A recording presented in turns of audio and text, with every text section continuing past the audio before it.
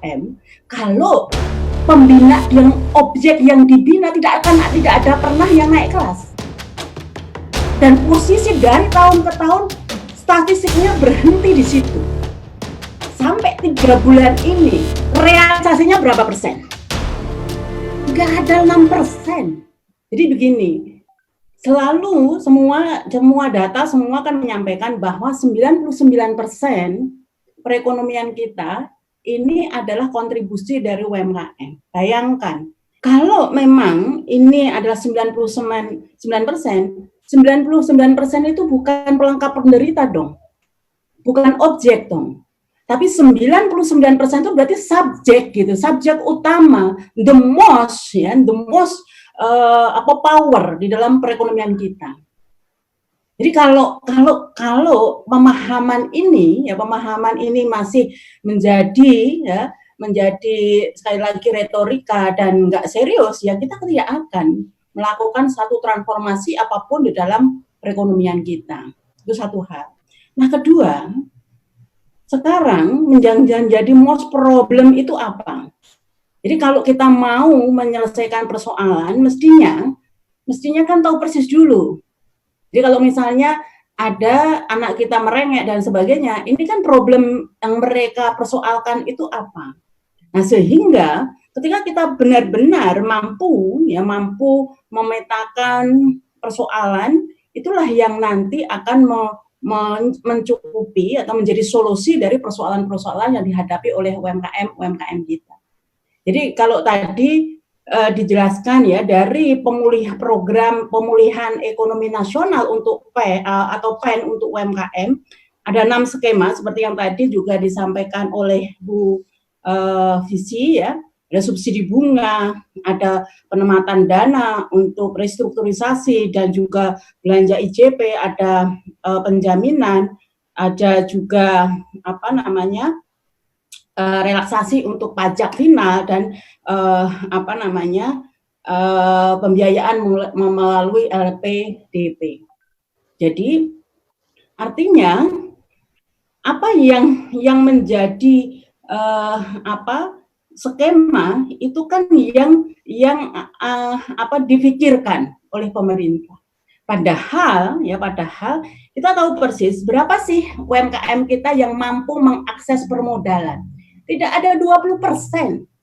Dan PBI pun, PBI itu Peraturan Bank Indonesia yang mewajibkan bahwa pembiayaan untuk UMKM minimal 20%, tapi sampai hari ini tidak pernah tercapai. Apakah persoalannya seperti yang disampaikan Bu Firly tadi, misalnya mereka enggan, mereka tidak berani.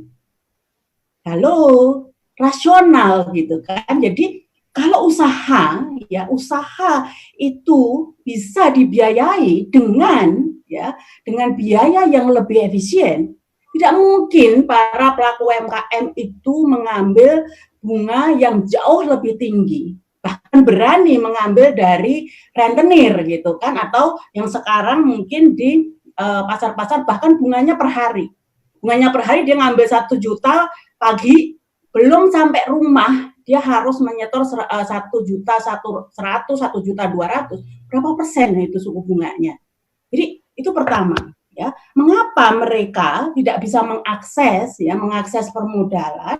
Ya karena persoalan-persoalan yang menghambat, yang menjadi kendala selama ini tidak pernah tersentuh.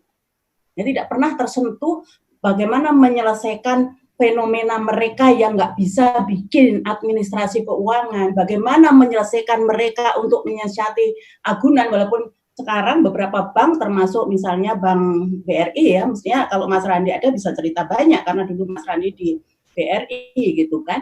Pendekatan-pendekatan yang dilakukan BRI cukup banyak membantu UMKM kita yang bisa mengakses perkreditan tanpa bunga, dan program-program terakhir juga banyak yang tidak memerlukan bunga, bahkan dengan adanya kehadiran Jamkrindo juga membuat akses dari UMKM yang visible, yang tadinya nggak bankable menjadi bankable. Oke, itu satu persoalan. Tapi itu pun sampai hari ini kuota 20% yang diwajibkan oleh Bank Indonesia itu pun tidak tercapai untuk seluruh pembiayaan perbankan ya atau lembaga keuangan untuk ke UMKM.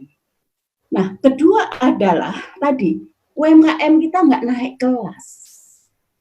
Jadi sekali lagi ini kritik saya salah satu dari tahun ke tahun ke Kementerian UMKM. Lalu untuk apa ada Kementerian UMKM kalau pembina yang objek yang dibina tidak ada pernah yang naik kelas?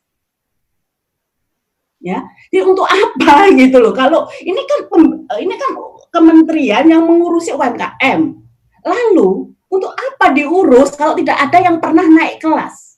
Jadi grafik kita, statistik kita di UMKM itu dari dulu 98% selalu isinya adalah mikro dan ultramikro. Dan yang kecil itu juga sekitar 1%, dan yang menengah itu 0,0 sekian persen, tidak ada 1%. Dan posisi dari tahun ke tahun statistiknya berhenti di situ. Nah, sehingga ini diskusi ya Bu Firly ya. Jadi ini juga untuk menggugah kita semua agar bagaimana salah satu menurut saya KPI dari Kementerian UMKM itu adalah berapa UMKM kita yang berhasil naik kelas. Clear gitu kan. Jadi jelas ininya tupoksi ya, tupoksinya itu jelas. Nah, karena apa? Karena ini yang akan membuat ya peran dari UMKM ini menjadi benar-benar berkontribusi di dalam penguatan ekonomi kita. Itu yang kedua. Nah, yang ketiga, kalau kita lihat tadi banyak sekali yang sudah dilakukan untuk UMKM. Jadi banyak sekali. Jadi benar ada di dalam perencanaan Perpres mengenai penanganan COVID itu khusus untuk UMKM kan dari dana 600-an triliun tadi kan ada 123,46 triliun. Pertanyaannya, sampai 3 bulan ini realisasinya berapa persen? Nggak ada 6%. Nggak ada 6%. Jadi kemarin penempatan itu kalau itu dihilangkan yang 30 triliun di Himbara itu, nggak ada realisasinya. Jadi restrukturisasi yang ini tanya nanti kalau Pak Heri tadi masih dengan dana sendiri gitu kan, kebanyakan rekan-rekannya tanya UMKM kita yang selama ini mengajukan restrukturisasi kredit, berapa persen yang sudah disetujui?